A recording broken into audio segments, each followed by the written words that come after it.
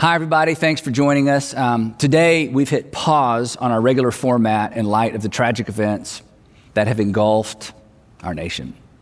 If you grew up in church, you may remember this story. One of the most perplexing narratives from the life of Jesus was his late arrival to the village of Bethany after hearing about the death of his friend Lazarus. You remember this?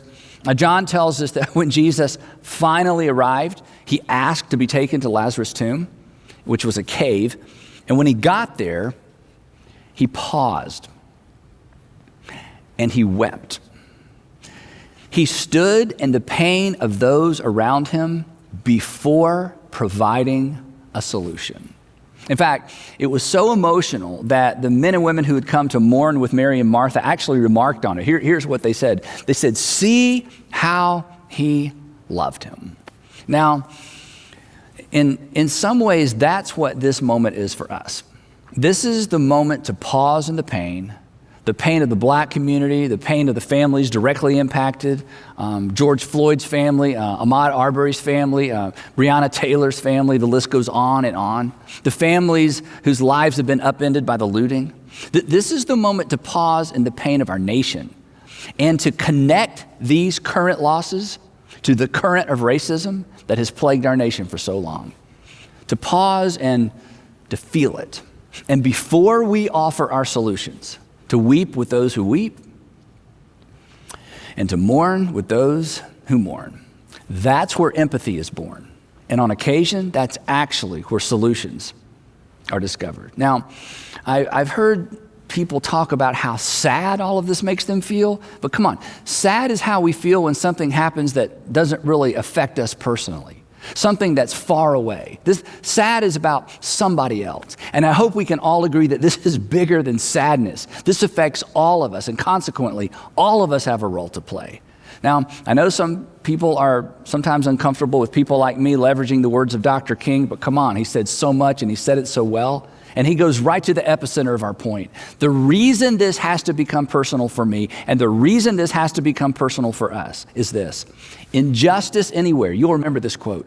Injustice anywhere is a threat to justice everywhere. So for us to move past what we're experiencing as a nation with nothing more than a bad case of sad is to miss the significance of this moment. And it's to miss the opportunity of this moment as well. He goes on and he writes this. He says, "We are caught in an inescapable network of mutuality, tied in a single garment of destiny." Now, this is true now more than ever. It's true now more than ever because what happened in South Georgia was seen by people in North Dakota, and what happened in Minneapolis has been seen by people all over the world. And then he concludes with this: whatever affects one directly affects all indirectly. In other words, there's no them. There's just us. So sad isn't enough. And I certainly don't have to tell my black brothers and sisters that, right? You aren't sad. You're mad. And understandably so. You're scared. You're scared because, well, you didn't see a 46-year-old stranger with a knee on his neck. You saw you. You saw your father, your brother.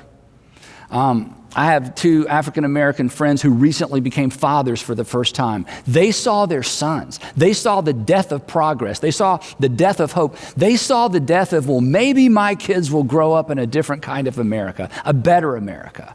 And if that doesn't affect me personally, if that doesn't make me more than a little sad, then I'm a hypocrite to even call them friends. Now, this topic is a minefield for me. It's a minefield for us. But that's not the case for every pastor or every church, and you know that. If we leaned far right or if we leaned far left, you would be the choir and I would be preaching to the choir. I would be preaching to the choir to a chorus of amens and applause, but we're not that kind of church. I've been to my share of far right-leaning churches and churches that lean far left. And it's so much easier for those pastors. I mean, everybody pretty much agrees on everything, and everybody else is just going to hell, right? But that's not who you are. And that's not who we are. Besides, come on. The truth is rarely found in the extremes. You know that. It's found where the circles overlap in the middle. The messy middle. Dr. King told us that as well. In fact, he modeled that. He died in part because of that. The messy middle, that's where the brutal, uncomfortable facts all come together. But it's also where problems can be solved. But it is so uncomfortable. It's so much easier to retreat to the echo chamber of extremes where everybody agrees, but nothing is ever accomplished. In the messy middle, we're confronted with uncomfortable facts. And by the way, facts aren't fair, but facts don't care. Here's an uncomfortable fact. White people fear black men. That's not fair, but it's true. What makes this even more unfair is that in the vast majority of cases, our fear of black men is in no way connected to our personal experience. And if that wasn't unfair enough, study after study has shown, you know this, that fear of black men doesn't even spring primarily from racism. It's deeper than that. And that's not fair to black people or white people. Most black men have experienced what some people refer to as the fearful gaze of white men and women. Then on the other side of the equation is this: the majority of African Americans in our country, they don't trust the criminal justice system, do you? I mean, you fear the police. That's not fair. Facts don't care. It's not fair to police officers with spotless records who risk their lives every day for people they don't even know, for people who in some instances don't even like them. I was a journalism major in college, and during the murdered and missing children chapter of our city's history, some of you remember that, as part of an assignment, I had an opportunity to ride along with a black City of Atlanta police officer on the 11 p.m. to 7 a.m. shift. So we were together all night. And honestly, I was pretty much scared the entire night. Not of him, but we went from one domestic violence case to another all night long. And I saw firsthand, just a little bit, I saw firsthand the challenge of trying to play by the rules when confronting people who don't even know there are rules. So, white people fear black men. The majority of black people don't trust the police. Most police handle themselves professionally. And then there's this. Whereas our fear of black men is rarely, if ever, connected to personal experience, if you're an African American, you know this. Your mistrust of the criminal justice system is connected to personal experience. Us white folks, we fear what might happen. You fear what has happened. And then, as bad as all of that is, that's not even the worst of it. The really bad news is this: statistics, data, sermons, protests, none of that will ever change any of those cultural realities. Telling the black community how many times the criminal justice system has worked in their favor, has worked in your favor, that does nothing to diminish your mistrust, does it? Underscoring how quickly a police officer was fired and then arrested, that doesn't address your fear. For the same reason that reminding white folks how many more times they've been hurt by, ripped off by, deceived by white people than black people, that doesn't erase our fear of black men. If you're afraid of flying, you get this. Come on. Data, statistics, lectures, none of that helps, does it? I mean, being told that statistically you are safer in the air than you are on 285, that doesn't erase your fear of flying. And here's why. Because facts and data rarely replaces fear. And facts don't build trust. The only thing that has the potential to replace deep-seated fear and distrust is experience. We can't talk our way. We can't law our way. We can't talk our way or law our way out of this mess. We can't pie chart and graph, bar chart our way out of this. The only way forward is we have to experience something different. We have to experience our way forward. My friend, John Blake, who is a journalist in Atlanta, recently wrote an article, and this is the title of the article. The title was, "There's one epidemic we may never find a vaccine for, fear of black men in public spaces." Now, that's not a sentence in the article. That's actually the title of the article. But in the article, he writes this. He says, "I believe another way to fight fear of black men is through exposure, or our word, experience." Then he says this: "Until more white people actually live among and befriend black people, this fear will persist." So, you know this maybe from personal experience. The white people who have all but silenced their fear of black men are the white people who have befriended black men or have been befriended by black men and their families. Sure enough, in communities where police departments create opportunities for people to interact with and to come to see police officers as fathers and mothers and neighbors, trust is built. Fear is diminished. I mean, come on, watching the police and the National Guard lock arms with protesters this week was powerful, wasn't it? It was their way of saying, we agree that a grave injustice has been done. We fail to police ourselves. We have more in common than not. They were saying that what breaks your heart has broken ours. We are more than sad. Your anger is justified. Your voice has been heard. So, with all of that as a backdrop, I want to ask you a question. Here's the question I want us to wrestle with, and here's the question that I want us to wrestle with not just today, but every day. If our personal experience is the way forward, as it relates to the variables that you have control over, how do people who don't look like you experience you? If experience is the way forward, and it is, how do people, when it comes to the things that you can control, how do people who don't look like you experience you? Not what do you think about people who don't look like you, not how do you feel about people who don't look like you, and not what do you believe about people who don't look like you. Again, when it comes to the variables that you have control over, how do people who don't look like you experience you? And then, more to the point of what I want to talk about for the next few minutes, how should people who don't look like you experience you? Now, if you're not a Jesus follower, that's about as far as I can take you. But that's a lot to chew on because you do have some control over how people who don't look like you experience you. But if you are a Jesus follower, there's a lot more because Jesus told us how people who don't look like us should experience us. And this is not new. We talk about this all the time around here. This is core to who we are. This is core in terms of what we teach and how we want to be experienced individually and as a group of churches. As Jesus followers, we are accountable. As Jesus followers, we are accountable to the law of Christ, not the 10 Commandments or what most Christians refer to as the 10 Commandments. Come on. You can keep all 10 of the 10 Commandments all day and still be the chief among racists. It's true. If you don't believe me, ask the Apostle Paul, who kept the law perfectly while despising Gentiles and torturing Christians. And then he met Jesus, and everything changed.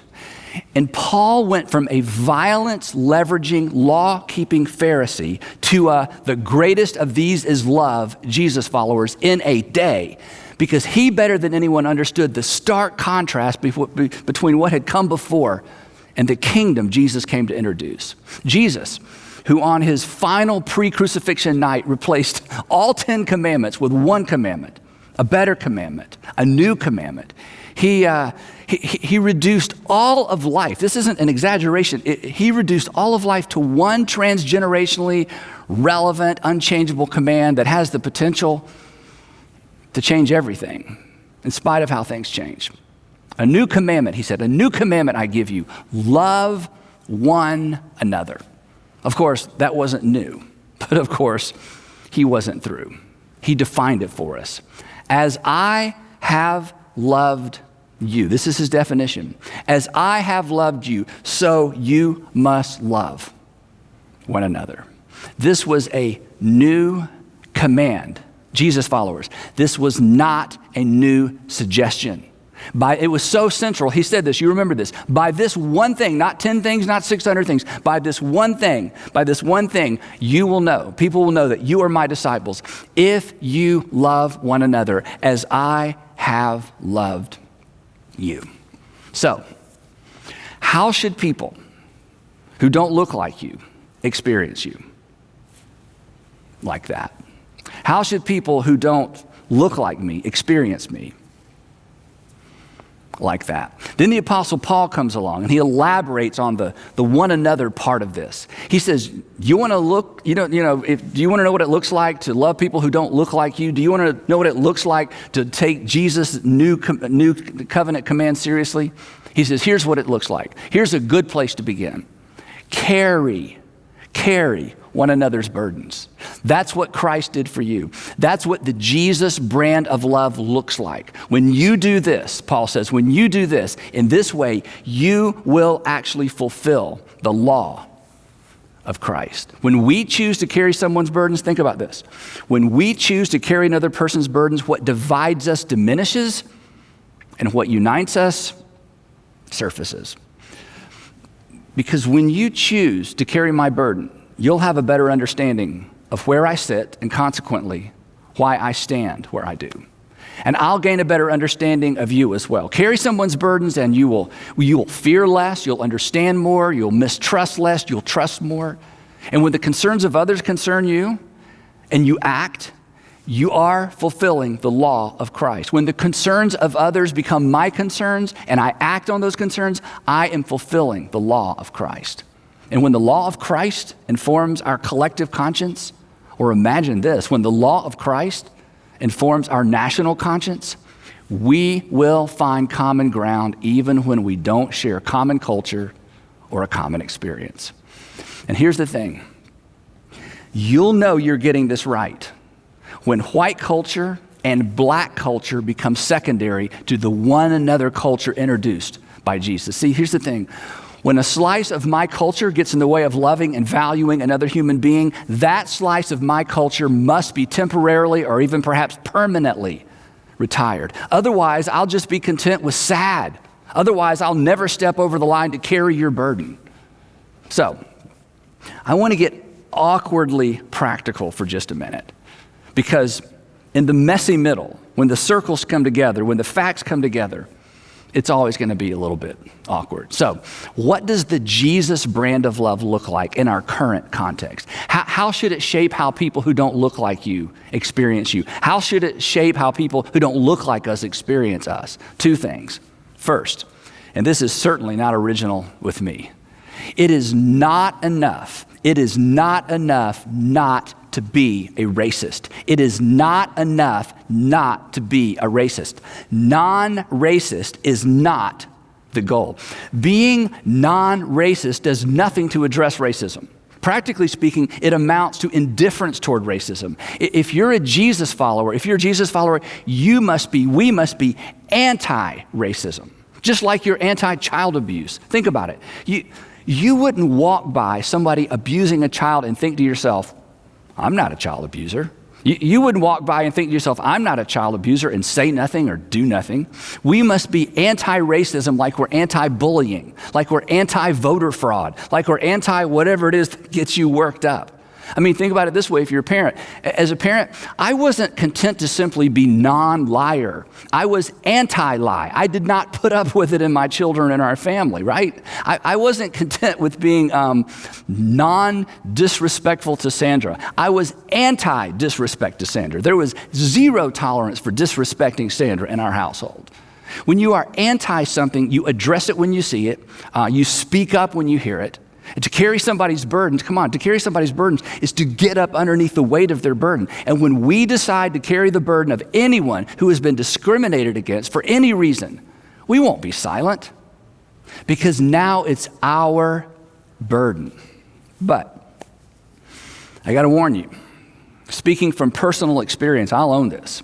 Whether you're white or brown or black, when you shift from non-racist to anti-racist, you may discover something disturbing about you. You may discover a racist in the mirror. You may discover subtle versions of racism that have been hiding, even masquerading as virtues, buried in the recesses of your heart. Racism you were completely unaware of until you decided to say something, correct something, or apologize for something. For some of us, the truth is, when it comes to our hearts, racism will never be rooted out until we are willing to speak out. And honestly, there's probably a little bit of racism in all of us. And who knows, perhaps it will never be completely erased from our hearts, but it must certainly be erased from how people experience us. So that's the first thing. Number two, proximity is not friendship.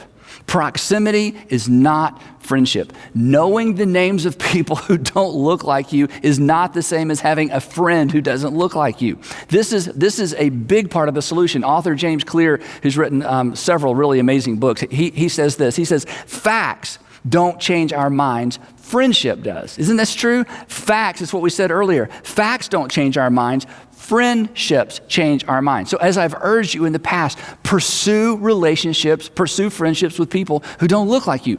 Engage in their reality. Perhaps this is so overlooked. Perhaps nothing characterized the life of Jesus more than his intentional pursuit of people whose lives and lifestyles were nothing like his. Jesus gets a lot of press for being a friend to the poor and the downtrodden, but that is not the whole story. The men he invited to be his closest companions were from a variety of social contexts. His circle of friendships included the rich people, poor people, working class, religious leaders, a tax gatherer, scribes, women, and ultimately Pharisees. In fact, in the same conversation where he announced his new command, he looks around the room at this collection of day laborers, a zealot, a tax gatherer, and even a traitor. And he says this. He says, I have called you friends. Imagine this. Your Savior, the Savior of the world, your Lord, your Master, calling you friend. He's nothing like you, but he likes you. And then he said this, guys, you did not choose me. I pursued you. I chose you. That's how he loved. That's how Jesus followers love. Not from a distance, not in our hearts, with our hands and with our feet, with invitations, with time, with meals. Here's the thing. If we don't know people, if we fail to listen to people who don't experience the world the way we do, we will never bear their burden. We will not fulfill the law of Christ. We will be content with sad, and we will be content with mad. And we may wear the badge and the label Christian, but we dare not call ourselves Jesus followers. That's why I'm constantly urging you to be a student first and save your criticism for later. The reason you don't understand, the reason you don't understand how white people could, I don't understand why black people are always, it's because you don't understand. That's on you. That's on me. That's on us, but that must end. As long as we're content, as long as we're content with proximity rather than friendship, we will always discount everything that doesn't fit perfectly into our own flawed world view. So, when it comes to the variables you have control over, how do people who don't look like you experience you? And would you, regardless of the color of your skin, decide not to be content with merely being a non-racist? Will you decide to make the shift to anti-racism, anti-discrimination? Will you stop, and I'm sorry to push so hard, but would you please stop with but I love everybody, and would you go out and love somebody who doesn't look like you, who doesn't experience the world the way that you do? In other words, will you follow Jesus? He was so clear. You have heard it said, and we've all heard it said, right? You have heard it said, love your neighbor and hate your enemy. But I tell you, that's not the way it works in my kingdom. You love your enemy and you pray for those who persecute you. And if you do, he says, you'll be children of your Father in heaven, because that's what he does. If you love those who love you, what reward will you get for that? Tax collectors do that. And if you only greet your own people, everybody does that. Idol worshipers do that. And then he said this, be perfect, because this is what perfection looks like from the vantage point of our Heavenly Father. Be perfect as your Heavenly Father is perfect. And we're like, wait, what? Perfect? Yeah. Because when you read the Gospels, nothing could be clearer than this. Jesus taught that our love for God is demonstrated and authenticated. How? By how we treat other people, not how we treat God. God's fine. But not just the people that are like us, people who are nothing like us, people who may not even like us. I've told you this before, and maybe this won't be very reassuring coming from me, but I'm like you. I don't always know what to believe. I mean, my views on a variety of topics have morphed and evolved and completely changed through the years. In fact, one of the humbling things about being a preacher is that my views on just about everything are documented somewhere on a hard drive. I mean, every preacher I know wishes they could go back and re-preach or unpreach some things, delete some old message. I mean, we meant well, but then life happened. Kids happened. Tragedy struck. We grew. We matured. We began to see the world differently. God didn't change. We changed. But those old sermons, they're going to live on forever somewhere. And here's the thing. I certainly hope my views and beliefs have matured. I hope they accurately reflect the reality of our Father's world. But there's no finish line. My worldview, my perspective is a work in progress. And so is yours. What we believe, but come on, our beliefs are limited by what we know, what we see, what we've experienced. But here's the thing. While our knowledge and understanding are constantly in flux, one thing is not. There is one thing, Jesus was so clear about this, there is one thing that transcends our limited knowledge, our limited insight, our limited experience, and that's love. It fills the gaps. It reduces the friction created by our limited insight and knowledge and judgment inhibiting experiences. There's so much I don't know. There are things I'll never understand. But my ignorance, my limited insight does not impede my ability to put others first. That has nothing to do with intellect or insight. It has everything to do with my will. So, like you, while I'm not always sure what to believe, I almost always know what love requires of me. And so do you. You are somebody's experience. How do people who don't look like you experience you? How should they? Jesus made that uncomfortably clear. And then, from the pages of the Gospels, he turns and he looks over his shoulder at me, and he looks over his shoulder at you, and he looks over his shoulder at people who don't look anything like you.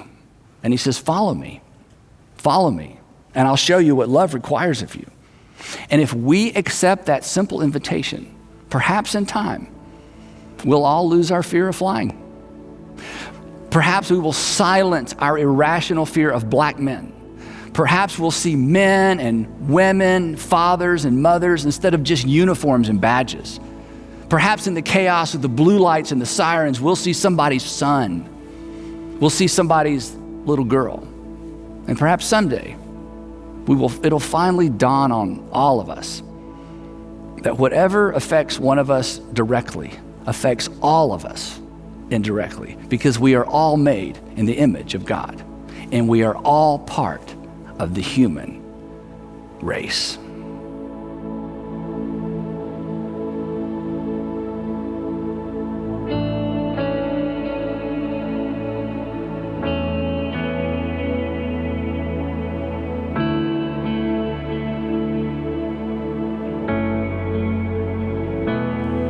God, I look to you. I won't be overwhelmed. Give me vision to see things like you do. God, I look to you. You're where my help comes from. Give me wisdom. You know just what to do.